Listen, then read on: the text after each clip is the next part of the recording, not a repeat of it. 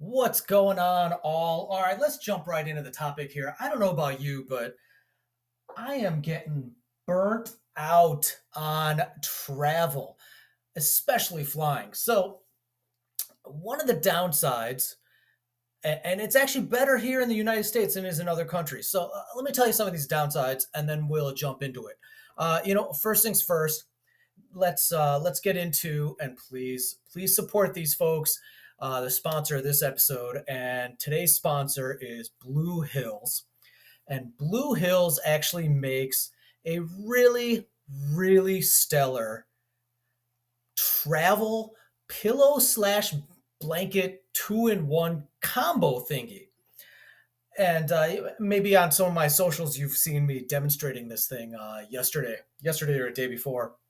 And because I was really looking to replace that horseshoe pillow, and that horseshoe pillow is just awful. Like, I don't know, it's just uncomfortable, right? Like, I mean, it's fun to squeeze and stuff like that, but when you put it on your neck in one way or another, no matter how you position it, it's, I mean, the only thing those horseshoe pillows seem to be good for is to actually keep my head from, you know, going left and right, or falling over on the person next to me, right? But so I wanted a more comfortable pillow, and the Blue Hills 2-in-1.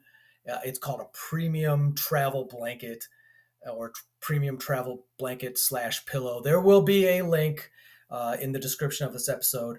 So even if you're not up for buying anything right now, you should probably just click that link and check it out, so you know what I'm talking about.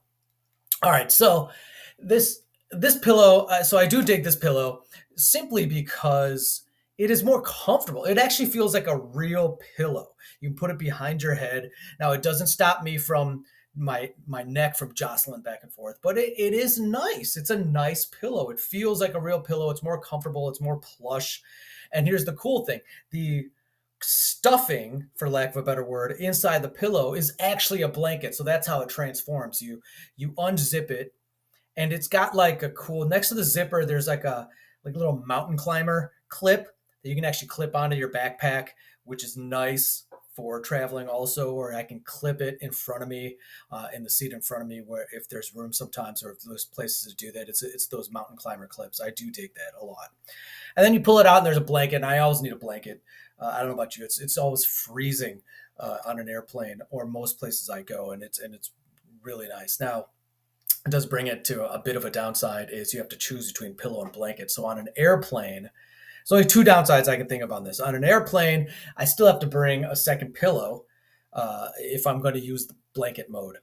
And number two, because it's got a obvious zipper compartment, I don't trust airline security not to use that as an excuse to cause problems by either searching it as if it's another bag, or a lot of times I can bring that horseshoe pillow and they don't count it as anything, but they may count this as an additional personal item, because it looks like uh, a bag of sorts, right? But still, check it out so you know what I'm talking about, right? If you click on the link in the description and look at that picture as I'm talking, you know exactly what I'm talking about, right? And I'd love to hear your thoughts on this, and or any other solutions you might have for this issue when traveling.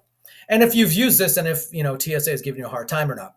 But aside from the airplane, it's a no-brainer to get this thing for trains, buses, and you know outdoor concerts and picnics. I think is where this thing is going to totally slide. I mean, obviously, not if you're not going to see Pantera live, you're not bringing a pillow with you. But if you're going to see an orchestra, or back in my hometown of Chicago, if you're hitting Ravinia, there's there's festivals. There's festivals where you bring food with you, and a picnic basket, or or hitting a botanic garden on a date, or any of those things. Fireworks on the 4th of July. This thing's perfect. Like, I love it. Like, it's ideal, right? It's a pillow to put your head on, and you bust out a blanket. I mean, it's really fun to actually bust out that blanket out of there too, and it's super comfortable material. Like, it's really nice. All right, so that is the Blue Hills 2-in-1 travel blanket slash pillow. All right, so now that we got that out of the way, let's it's not out of the way. I actually really do take this thing. So, but that is the sponsor of today's episode. So please do check them out. All right, now let's get into some travel annoyances. And let's start with the rest of the world so we realize how nice we actually have it here in the United States. When you're traveling Europe and Asia, there is this really annoying 7 kg carry-on weight limit. And for those of us here raised in the United States, the concept of what does 7 kg mean? Trust me, it's nearly useless. I mean, it's such a light amount of weight. You can't travel with anything useful like an actual laptop or something. You really need a lightweight tablet or try to do everything on your phone. Your laptop is going to take even the lightest laptop is going to take up a good chunk of that. And then, you need other stuff in there like toiletries and underwear and stuff. And let's say you buy something like that you might want in your carry-on food, so that is a big hurdle. That is a big hurdle and a big downside with traveling in general. And then here in the States, obviously, airline security there's some of the most annoying people on the planet. I was somewhere traveling. I mean, not always. Once somebody recognized me, was really happy, and the TSA guy, like, he was asking me a bunch of entertainment questions, and he waved me through without like, I just walked right through. He was so excited to see me. That's great. But I've had one experience where the security guy confiscated my ibuprofen. Now, you know very well that you're allowed to take a little pill of store-bought ibuprofen with you. But I don't know, maybe he was hurting on his feet and wanted to steal my ibuprofen. Whatever, but you can't really argue with him. You're completely powerless.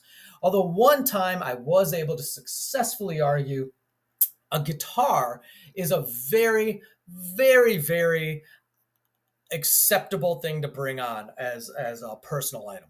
They list it on the TSA site. In fact, you bring it on board and they will store your guitar up in front somewhere in a special area. Like it's great. If you look on TSA rules, you can take a guitar. Oh my gosh, this TSA lady, I think I was going from O'Hare to DC for a Telemundo appearance. And the whole purpose of me was going there. I'd have to play this guitar on air and then come back, right? Like it's crazy, right? She is giving me a hard time saying guitars are not allowed. You have to check this. I'm like, this is ridiculous. I'm going to miss my flight. And at that point, I actually did stand up to her and I said, because it's just impossible for me to, I mean, it would be pointless for me to go if they ruin this guitar or I miss the flight so I'm like, you know what, if I'm screwed anyway, I'm standing up. Who cares if they detain me for an hour or two for me to argue my case?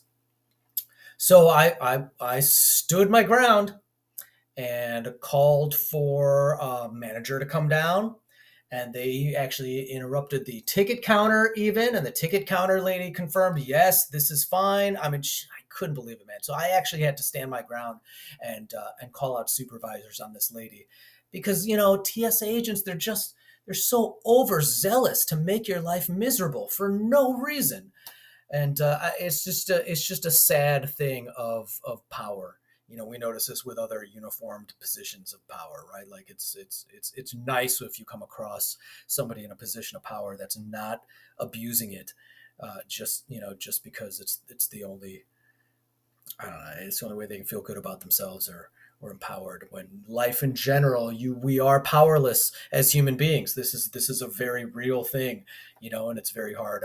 I mean, I try to put some sort of compassion towards them because life is difficult, because we are all bombarded with reminders of how powerless we really are against pretty much everything, and people want to feel empowered. And unfortunately, if you are in a position of power, it quickly becomes a Stanley Milgram prison buzzer experiment. you know uh, it's just a sad fact of reality. Now, so changing from that, now the opposite is true, and I've yet to do this. I was going to go down and visit Ryba down in Austin. I was going to take a cross country train and end up in Austin. but it would have been it would have been several days, right? It would have been a very, very long trip. And then the plan was for us to, see Pantera live, right? But I decided against this because of the reviews of what would it be like to actually be on a train for several days. But the pro of this is, and I didn't realize this, is on a train, aside from the fact that it's half the cost of flying, it's you can bring so much stuff. You can bring coolers of food with you and drink, and it's because you're stuck on a train for days with other people. It's apparently kind of fun, but the downside is there's no Wi-Fi for huge swaths of the trip, and no phone signal because you're on a train. You're going through parts of the country that are no good. It's rough. It's rough riding, so you're going to be a little sore because train tracks are not smooth. And the worst part that I found out is every 15 minutes, even throughout the night, they're sounding that godforsaken horn, which means you're not going to sleep either. So there are pros and cons to that. And so I am leaning towards now road tripping forever. Man, if I could avoid, especially if I'm, if it's someplace drivable and, I don't have to be in, Korea or something. Now, speaking of Korea, last time I was in Korea, I took a bus because it was to get to where I was going. From the airport to Pohang or something like that. I think that's how you pronounce it. Pohang. I don't know. I actually am terrible at pronouncing it, and to the point where I could barely order the ticket because it's not like things are in English over there, right? So I had to memorize what those symbols, what the symbol for it was, and then say it out loud. And I'll say Pohang, and they have no idea what I'm saying because even though it's Pohang, there's a very subtle difference between the way I say it and the way it's actually said. That means a world of difference. But I managed to get this, and that bus was amazing. It was amazing. So other countries' public transportation compared to the Western, and I shouldn't say other countries, the Western Hemisphere in general, because our trains and buses aren't great throughout the Americas that I've noticed. So, including Latin America and all that stuff, right? It's not something you want to spend hours on, let alone days. But man, those Korean buses, it was great. It was great. So well worth it, and much preferable to other modes of transportation. But in the Western Hemisphere, I think road tripping is the way to go if you have the option. In spite of gas prices, unfortunately, it costs so much more than flying because of gas prices, wear and tear on a car, and you need hotel rooms. You can only drive for so long. And and purchasing a vehicle that you can sleep in is ridiculous because right now everything you can get a condo, right? Your choice are an RV or a condo, right? So it's crazy. So, anyways, that is the first rant here for this episode about travel shenanigans and travel being a pain in the ass. Let me know if you have come up with any solutions on how to travel or how to figure out how to convince people to do everything remotely so we can get rid of traveling altogether. And I'm good. I'm even good with never taking a vacation again, if that's possible. But anyways, let's take it.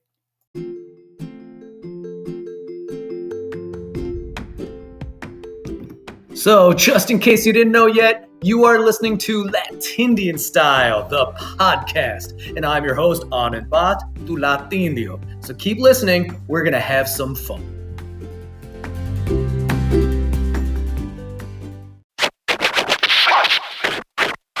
So I've been wanting to replace my old school horseshoe style travel pillow for a long time.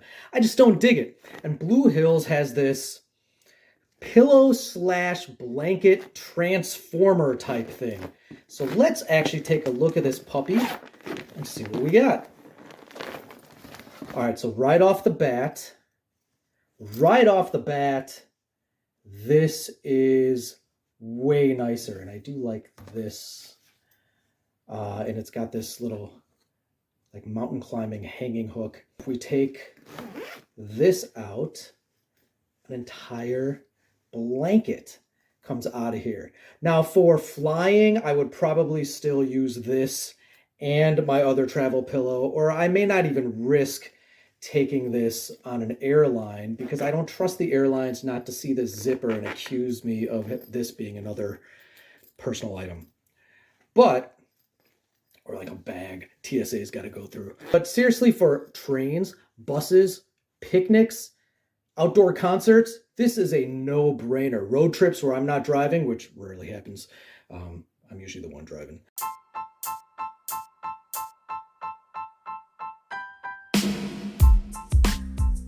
Hey, so don't forget to also check out the What Were We Thinking podcast, where Earl, McDowell, Kayla, and I rip it up on all sorts of issues. It's another fun podcast to listen to. Check it out. This is brutal. And they gave me a year's conditional discharge, which is still well, we'll get to that part. And then I had to stay with my mom and not talk to people that did drugs anymore. And of course, I did that. And then years later, when I was going in and out of America, following the Grateful Dead, of all things, and stuff like that. I didn't even think about it. It's like 3 years later, 4 years later. I don't smoke weed, but I have wicked acid. And then yeah. And that was just going down by like in people's cars and on the bus and stuff like that. And then finally, I had this massive trip to go see this New Year's celebration for the Grateful Dead down in San Francisco. And I got, it was an 11-day thing with like 9 days in a Flamingo Western. I had the tickets for all 4 shows, including New Year's, which is notoriously hard to get.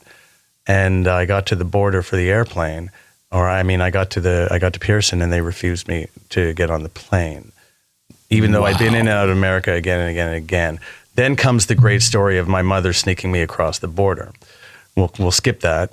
And we'll go to the part where I get down there and I managed to have a bit of fun in the last 4 days. It took 5 days during a Greyhound strike to get down there.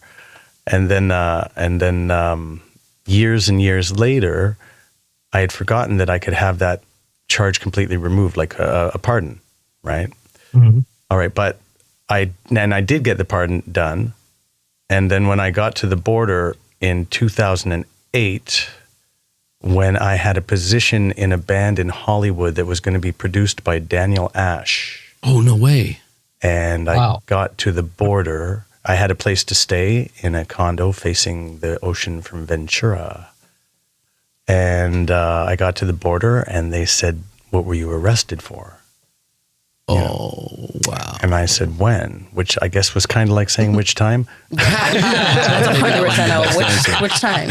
Oops. It's like, do you have any concealed weapons? What do you need? So they pulled me out and they explained to me that a conditional discharge where I'm from is the same as a conviction down here. Then they started talking bullshit about a DUI and like as if their daughter had been hit with a DUI and wasn't allowed to go to Niagara Falls for the weekend or something. I don't know. He was really miffed. Right. And all the people were standing across the room going, we can just detain you right now. Right. And stuff like that. Anyways, I lost the position in that band and got sent back to Toronto. Oh wow. And, that's really brutal. And there's a lot of those along the way. But and this is all resting on the fact that there's a record of my record. Of course. Right? So I can even though my record has been removed, there's a record of the record. So then what's the point of having the record removed? You guys are crazy. They're really hardcore. Well, that's Homeland Security. It's its own terrorist cell, right? It's meant to. Right, absolutely, right. I mean, because it really is counterproductive because I tell you, man, Canadians come down here and spend a lot of money. I was going to. Yeah. I was going to make a lot of money and spend they're it. like, suddenly they're in a third world country. They're like, everything's $1. This is amazing. And they fucking buy a bunch of shit and go home. God, there was once one of Johnny's things in Vegas. All the dudes that came down from Canada with them filled up suitcases full of underwear and socks. That was the most for sure because they'd ever seen. Like $2 underwear. They have, right? Well, you guys have Ross Dress for Less, which we don't have, which is wonderful. And outlet malls, right? And outlet malls in the States are super cheap, crazy cheap. And I mean, if I ever was not allowed to go, I would probably lament that the most. I can't go down there and get my khaki chinos for $24.95 since they're $75 here. Anyway, wow. So McDog, I want to know this. Aside from the fact that completely sucks, and we're gonna have to start crafting a new identity for you or something. This is why I get cancer. Oh, okay. Well, yeah, we can get. That's why. You see, I knew if we started on something that was kind of unpleasant, we would divert. Divert. It's always got to come to cancer. I want to know how you got connected to Danny Ash, who, if people don't know, Me. right? Like the millennial, was he guitarist or bass player for Bauhaus? And Guitar. then he was guitar, and then he started Love and Rockets, right? Mm-hmm.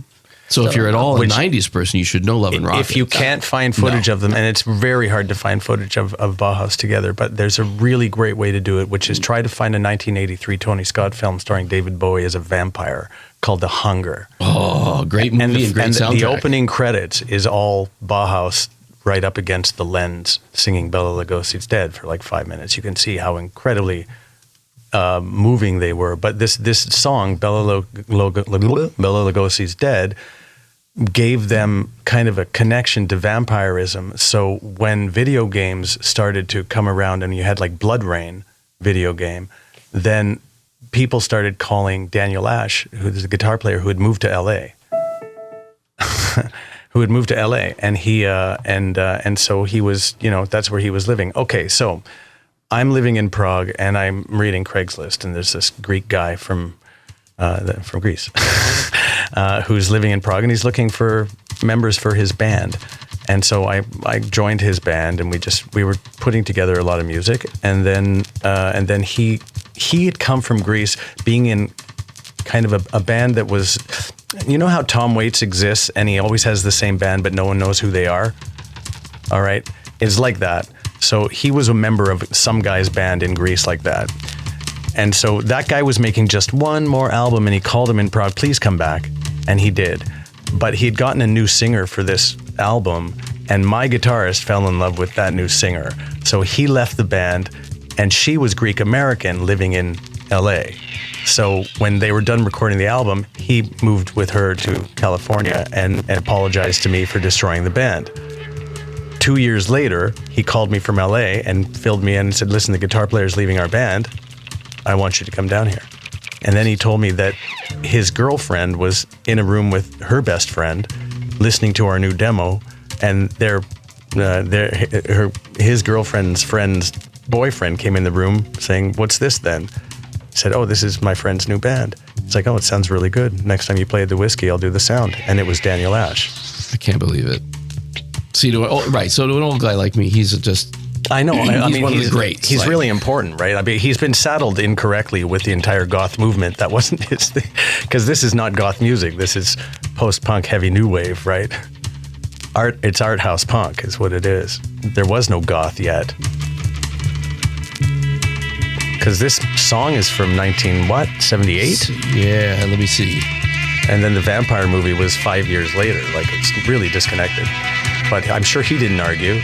Someone walks up and says, you're the James Brown of vampires. You don't say no. No, you dye your hair black. Yes, immediately. Right away, and get a biker jacket. All right.